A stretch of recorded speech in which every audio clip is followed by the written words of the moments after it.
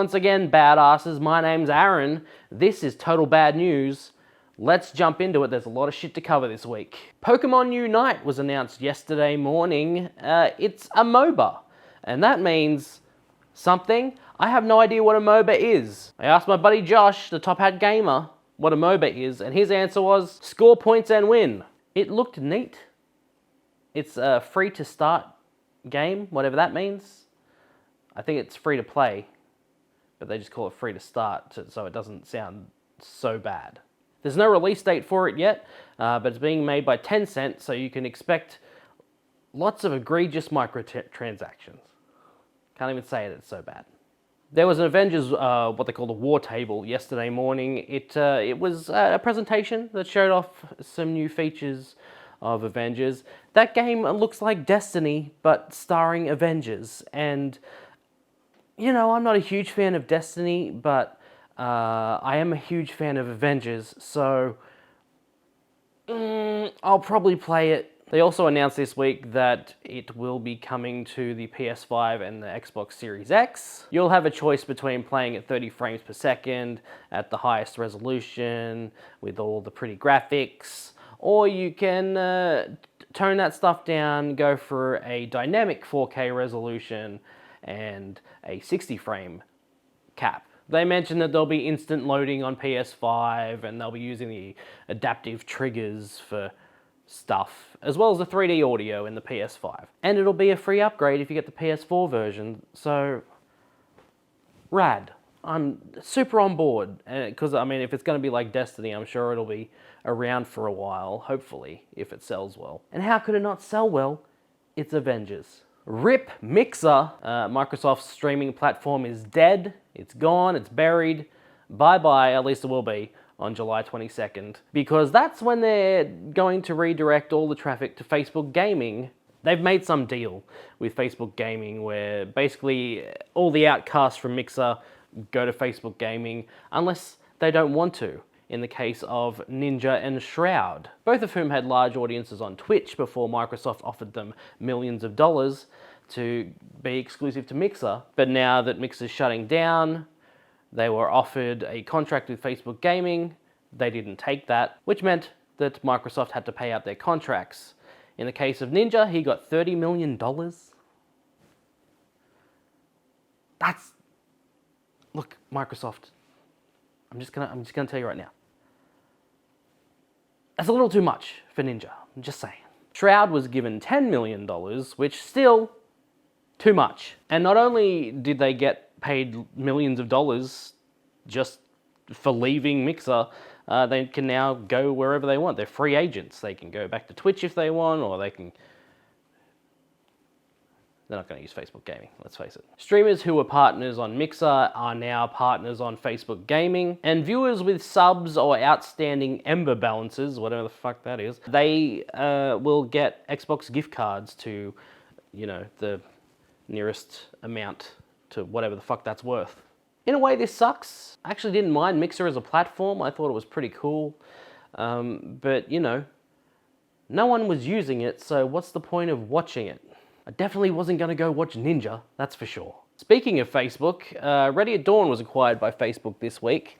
They were the developers of The Order 1886. But for the last few years, they've been making VR games, and I guess Facebook thought, hey, we have a company called Oculus that makes VR games. Why don't you come be a part of that?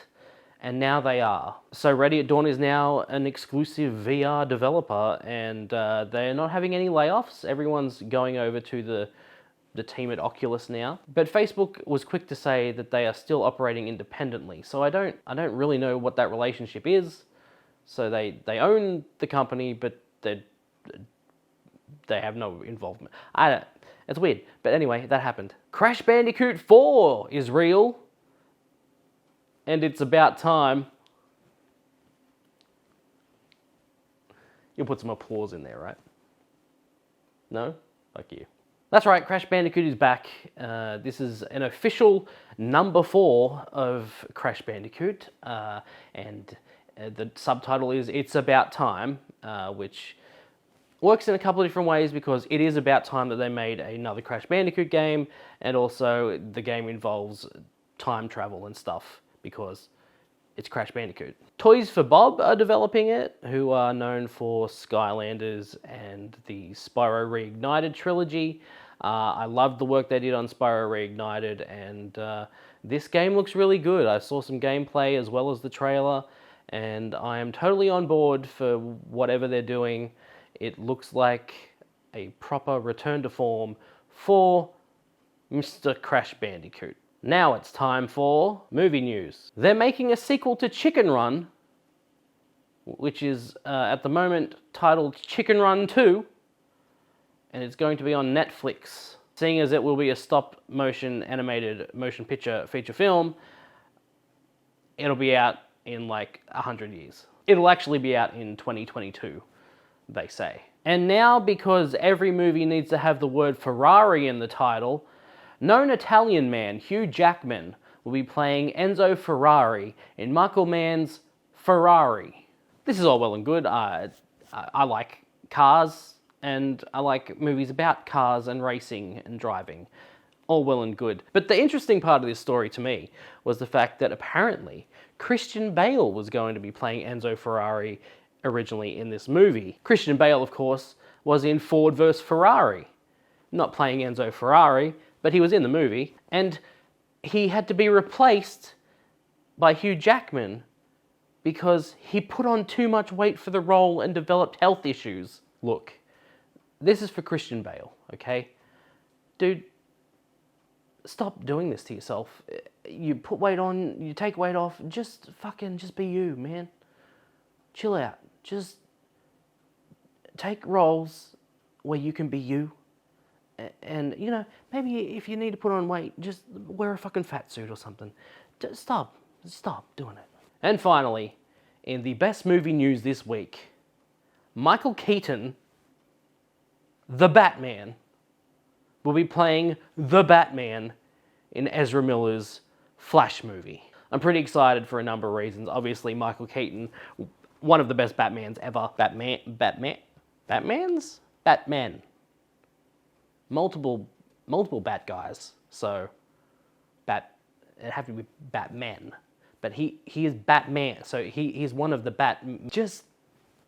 fuck. And the other bit of news that makes me excited for this movie is that it's being directed by Andy Muschietti, who did the 2 It movies, which I fucking love, so fucking hell yeah. I don't know if I knew that before and then forgot, or found out for the first time this week, but I'm so on board for this movie, because the rumor is the third best part of this story is that it's based on Flashpoint, which is like, you know, the best Flash story there is, because you know, it has to do with going to different dimensions and shit. It's gonna be rad. So, you know, Michael Keaton will be in it, but he'll be like an alternate dimension Batman, and then you'll have like probably some other Batmans. Maybe Affleck will be in it. Maybe George Clooney. Fuck yeah. All the best Batmans. George Clooney, best Batman. I can't even say it with a straight face. Fuck. Fuck you, George Clooney. That's the news for this week. There was a lot. How do you feel about the news? Did you like it? Did you not like it? Leave me some comments down below, and I'll see you again tomorrow for another video. Thanks for watching. Give us a subscribe and shit if you want. Bye.